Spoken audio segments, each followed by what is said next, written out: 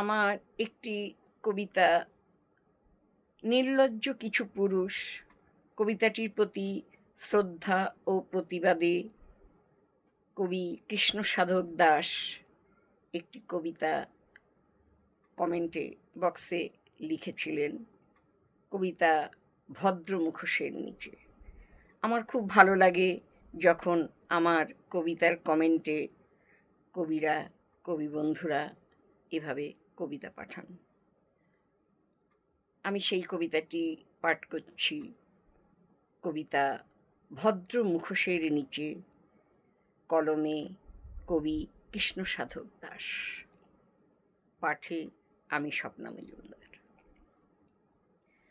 তোমাদের ভদ্র মুখোশ খুলে ফেলো পুরুষ, শুধু মুখে নয়, মনের অন্তঃপুরেও আলো জ্বালো। তোমাদের চোখে লালসা, কথায় কর্কশতা। তোমরা জন্ম দিয়েছ এক সমাজকে যেখানে মেয়েদের না শব্দটাও উপহাস, যেখানে ঘর নেই, পথ নেই, ছায়াও নেই নিরাপত্তার। তোমরা বলো নারী উস্কে দেয়, তোমরা বলো পোশাকে দোষ, কিন্তু তোমরা চুপ থাকো যখন কাকু, মামা, জ্যাঠা, শিক্ষক আপন নামের ছায়ায় ঢেকে ফেলে শিকার। তোমরা হাসো, ঠাট্টা করো, ভিডিও করো, আর বলো ভাই এটা তো ছেলে মানুষই। ছেলে মানুষই একটি শিশুর আর্তনাদ কি তোমাদের হাসির উপকরণ? একজন বৃদ্ধার শরীর কি এখনো তোমাদের লালসার ভোগ্যবস্তু? এই লজ্জাহীন সভ্যতা আজ দাঁড়িয়ে আছে বিকৃতির প্রান্তে।